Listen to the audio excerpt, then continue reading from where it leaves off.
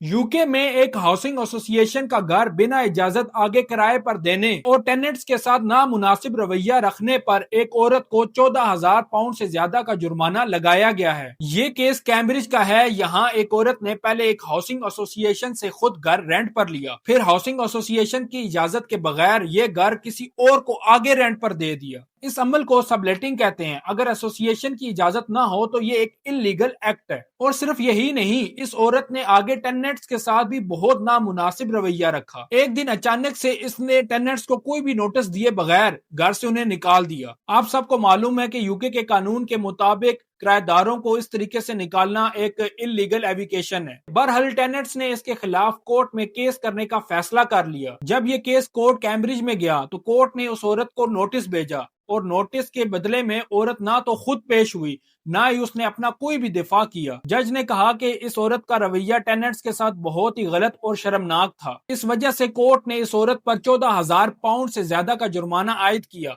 जिसमें कोर्ट का खर्चा भी शामिल है। यूके में कई लोग किराए पर रहते हैं, स्पेशली लंदन और बड़े शहरों में। लोग लैंडलॉर्ड्स के साथ मिक्स एक्सपीरियंस रखते हैं। कुछ लैंडलॉर्ड अपने टेनेंट्स के साथ बहुत अच्छे तरीके से रहते हैं, जबकि कुछ इलीगल प्रैक्टिसेस और नामुनासिब रवैया भी रखते हैं। इस पर काउंसिल का कहना है कि हर इंसान एक महफूज और इज्जतदार घर का हकदार है और जो लैंडलॉर्ड टेनेंट्स के साथ जुल्म करते हैं उनके खिलाफ हमेशा एक्शन लिया जाएगा। अगर आप भी यूके में टेनेंट्स हैं तो आपका अपने लैंडलॉर्ड के साथ कैसा एक्सपीरियंस रहा, कमेंट सेक्शन में लाजमी बताइएगा।